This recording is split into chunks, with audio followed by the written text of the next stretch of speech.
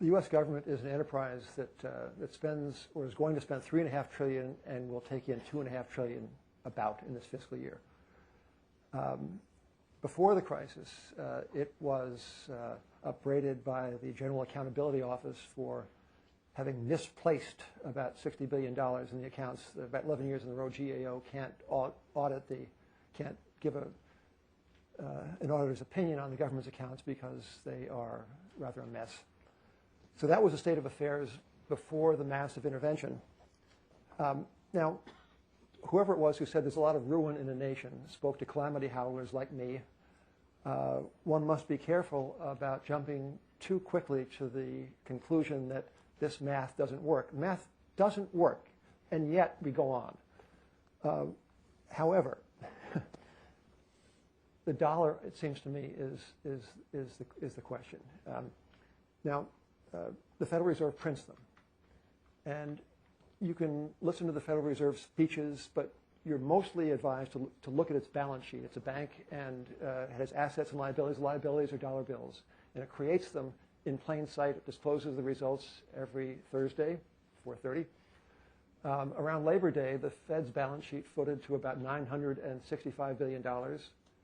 Today, it's about $2.5 trillion in round numbers.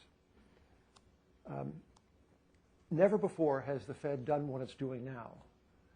And I think never before has the world been quite so sanguine about a central bank doing what the Fed is doing now. This is an extraordinary exercise. If the Fed wanted to be like the Reichsbank in Weimar Germany, it'd be doing what it's doing now. So to me, there's a clear and present danger surrounding not only the dollar, but also other paper currencies. The Bank of England is expanding much faster than the Fed. These numbers look like typos. The Bank of England has year-over-year expansion of its assets about 200%, a little less than that maybe. Extraordinary. So the world over, central banks are printing money as if it were going out of style.